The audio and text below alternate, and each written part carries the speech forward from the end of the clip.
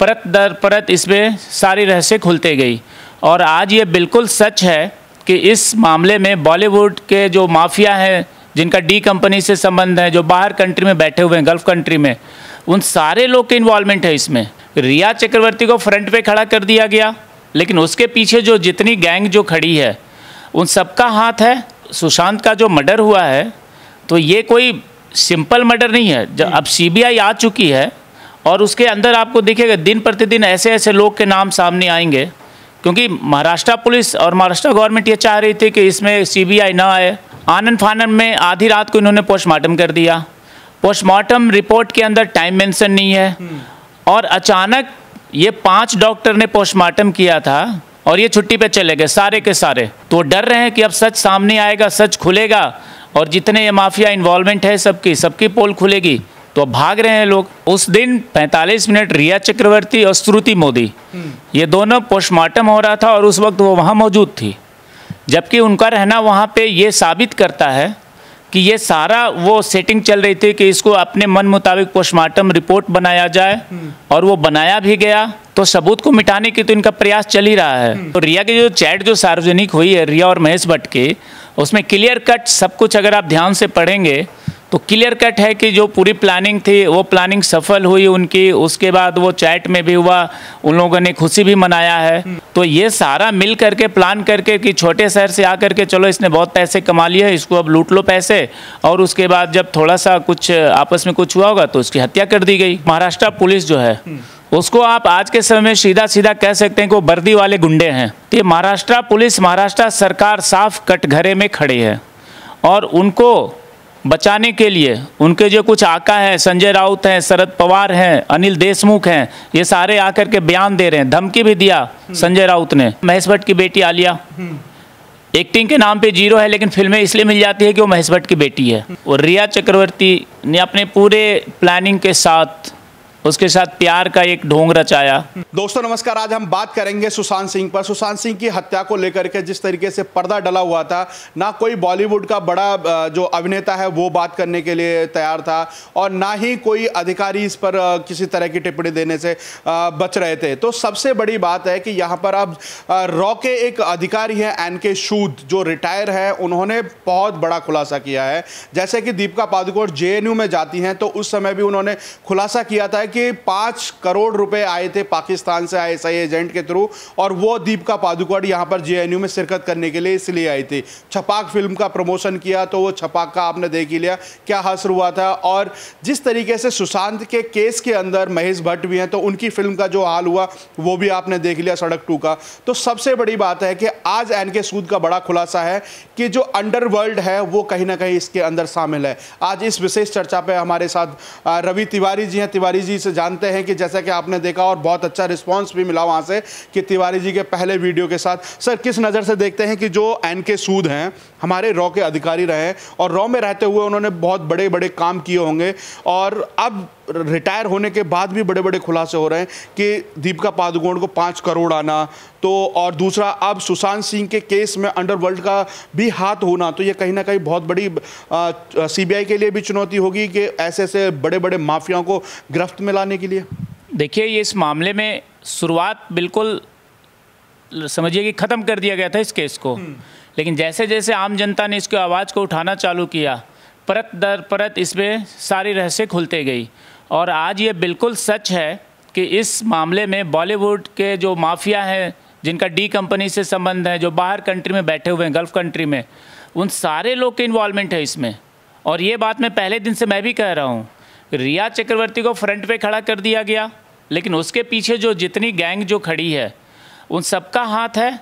और ये कनेक्शन जो सुशांत का जो मर्डर हुआ है तो ये कोई सिंपल मर्डर नहीं है। जब अब सीबीआई आ चुकी है और उसके अंदर आपको दिखेगा दिन प्रतिदिन ऐसे ऐसे लोग के नाम सामने आएंगे, क्योंकि महाराष्ट्र पुलिस और महाराष्ट्र गवर्नमेंट ये चाह रही थी कि इसमें सीबीआई ना आए, तो इसके लिए वो लोग लगातार केस भी लड़ रहे थे और भी कई सारे उन्होंने अपने अपने तरीके से कि इसको सीबीआई नहीं आए। तो लेकिन जब अब सीबीआई आ चुकी है और वो दिन सामने आएगा, पूरी दुनिया देखेगी कि इसके अंदर अंडरवर्ल्ड के कितने लोगों के नाम आते हैं और उनको गिरफ्तार करना जरूरी है, उन पे जांच करना जरूरी है। अच्छा, एक सबसे बड़ा बात है कि यहाँ पर सीबीआई अब उनका जो नौकर है उनसे बातचीत कर रही है, नीरज है, और वो दावा कर रहा था कि मैंने जूस पिलाया सुबह के टाइम, और सुबह के टाइम जूस पिलाने के बाद ही उसका उन्होंने आत्महत्या की। वो ऐसा दावा कर रहा है। कहीं ना कहीं जो सुशांत के वकील हैं जो विकास सिंह, वो कह रहे हैं कि अगर उन्होंने जूस पिया है तो पोस्टमार्टम में तो आना चाहिए था। पोस्टमार्टम पर भी बहुत सारे सवाल खड़े हो रहे हैं कि उसमें टाइम मेंशन नहीं होना, और इस जो चीज़ें हैं वहाँ पर डिस्क्लोज करनी चाहिए थी वो चीज़ें नहीं करना। तो कहीं ना कहीं डॉक्टर्स के ऊपर भी सवाल खड़े होंगे कि कहीं ना कहीं राजनीति की तो का पूरा प्रेशर था वहाँ पर। देखिए, पहले दिन से ही ये शक है। और पोस्टमार्टम, पहली बात कि किसी ने बॉडी लटका हुआ नहीं देखा है, वो सबने देखा है कि वो बेड पे लेटा हुआ है। दूसरी बात कि पोस्टमार्टम आनन फानन में आधी रात को इन्होंने पोस्टमार्टम कर दिया। पोस्टमार्टम रिपोर्ट के अंदर टाइम मेंशन नहीं है, और अचानक ये 5 डॉक्टर ने पोस्टमार्टम किया था और ये छुट्टी पे चले गए सारे के सारे। कूपर हॉस्पिटल भी शक के दायरे में है। तो ये पूरा जो गैंग है, इनका नेक्सस है गवर्नमेंट का, पॉलिटिशियंस का और बॉलीवुड माफियाओं का। और उन डॉक्टरों को बुला करके ये पूछताछ करना बहुत ज़रूरी है कि किस कंडीशन में बॉडी आई थी तुम्हारे पास, और तुमने किस एंगल से इसका पोस्टमार्टम किया है, क्या क्या रिपोर्ट है। क्योंकि बीच में ये आई खबर कि वो सारे डॉक्टर ही छुट्टी पे चले गए, तो डर रहे हैं कि अब सच सामने आएगा, सच खुलेगा, और जितने ये माफिया इन्वॉल्वमेंट है सबकी पोल खुलेगी, तो अब भाग रहे हैं लोग। रवि जी, सबसे बड़ा सवाल यहाँ पर ये खड़ा होता है कि पोस्टमार्टम होना, उसमें टाइम मेंशन नहीं करना, और वो एक जगह ऐसी होती है, सेंसिटिव जगह होती है कि वहाँ पर किसी भी बाहरी बंदे को अंदर नहीं घुसने दिया जाता है। परंतु वहाँ पर रिया चक्रवर्ती 45 मिनट वहाँ पर रहती है, अपने दोस्तों के साथ रहती है। एक फीमेल भी है जो जिसमें नाम सामने आ रहा है, ऋतु मोदी हैं, वो शामिल हैं वहाँ पर। 45 मिनट आखिरकार वो डॉक्टरों के साथ, डेड बॉडी के साथ वो वहाँ पर कर क्या रही थी? जो सबूत थे उनको मिटाने की कोशिश की जा रही थी वहाँ पर। हाँ, उस दिन 45 मिनट रिया चक्रवर्ती और श्रुति मोदी, ये दोनों पोस्टमार्टम हो रहा था और उस वक्त वो वहाँ मौजूद थी। जबकि उनका रहना वहाँ पे ये साबित करता है कि ये सारा वो सेटिंग चल रही थी कि इसको अपने मन मुताबिक पोस्टमार्टम रिपोर्ट बनाया जाए, और वो बनाया भी गया। और रिया चक्रवर्ती जब फ्रंट पे हैं, ये फंस चुकी हैं मामले में, तो सबूत को मिटाने की तो इनका प्रयास चल ही रहा है, और पहले दिन से चल रहा है। हॉस्पिटल के अंदर भी उस दिन वो यही कर रही थी, लेकिन वो बचेगी नहीं। अब तो सीबीआई आ गई है, और जितना भी कोई कुछ कर ले, जितना भी मिटाना है मिटा ले सबूत, तो वो कोई बचेगा नहीं। और ये जनता की आवाज़ है, और जनता ने जो पहले दिन से जो इतना मुहिम चलाया, उसके बाद सारे लोग आ गए और इतनी बड़ी मुहिम चली, सीबीआई आई है। तो जितना, चाहे श्रुति मोदी हो, चाहे वो रिया चक्रवर्ती हो, चाहे सिद्धार्थ पिठानी हो, जो भी है इसमें इन्वॉल्व, वो सारे एक न एक दिन जल्दी देखिएगा गिरफ्तारी होगी, और वो सारे बकेंगे कि क्या क्या मामला है इसके अंदर। सबसे बड़ा सवाल यहाँ पर ये खड़ा होता है, सिद्धार्थ पिठानी कहता है कि मैंने चाबी वाले को बुलाया, तब जाके वो दरवाज़ा खोला, चाबी वाला भेज दिया गया। फिर उसके बाद अब रिया की भी बात करें तो रिया कह रही है कि मैं 8 जून को पहले ही चली गई थी और उसके बाद मेरा कोई संपर्क नहीं था। अब महेश भट्ट के साथ भी उनकी जो चैटिंग है वो सामने आ रही है। एक तरफ डेड बॉडी पे 45 मिनट पाई जाती हैं, और एक तरफ 8 जून की जो वाकया है वो कहीं ना कहीं दर्शाता है कि जिस तरीके से जो प्लान के साथ महेश भट्ट की जो स्क्रिप्ट रची गई थी, उसके तहत उनका काम तो सही हुआ था, पर जनता ने उनको बेनकाब कर दिया। हाँ, तो रिया की जो चैट जो सार्वजनिक हुई है रिया और महेश भट्ट की, उसमें क्लियर कट सब कुछ अगर आप ध्यान से पढ़ेंगे तो क्लियर कट है कि जो पूरी प्लानिंग थी वो प्लानिंग सफल हुई उनकी। उसके बाद वो चैट में भी हुआ, उन लोगों ने खुशी भी मनाया है। तो ये बिल्कुल सारी प्लानिंग के तहत ये काम हुआ है। और सुशांत को इन लोगों ने एक मोहरा बना करके उसके पैसे लूटे, और उसको फिर अपने चंगुल में फंसा करके, क्योंकि वो एक छोटे शहर से आया था, दरवाजे बंद करके कभी नहीं सोते थे। तो ये सारा मिल करके प्लान करके कि छोटे शहर से आकर के चलो इसने बहुत पैसे कमा लिए, इसको अब लूट लो पैसे, और उसके बाद जब थोड़ा सा कुछ आपस में कुछ हुआ होगा तो उसकी हत्या कर दी गई। और सरासर ये साजिश है। अब देखिए 6 दिन पहले उसकी दिशा पटानी सल्यान का भी हत्या हुआ है, मैनेजर का।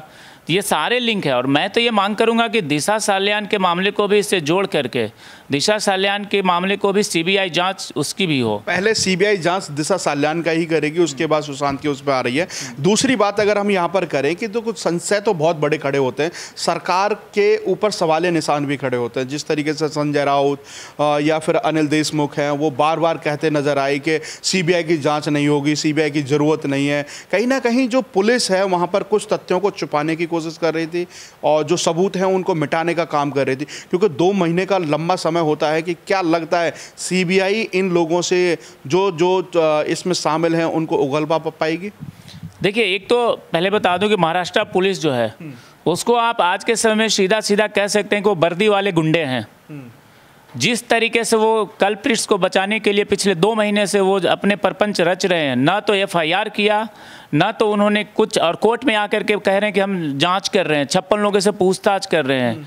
तो ये महाराष्ट्र पुलिस, महाराष्ट्र सरकार साफ कटघरे में खड़े है और उनको बचाने के लिए उनके जो कुछ आका हैं, संजय राउत हैं, शरद पवार हैं, अनिल देशमुख हैं, ये सारे आकर के बयान दे रहे हैं। धमकी भी दिया संजय राउत ने सारे फैंस को और उनके फैमिली को।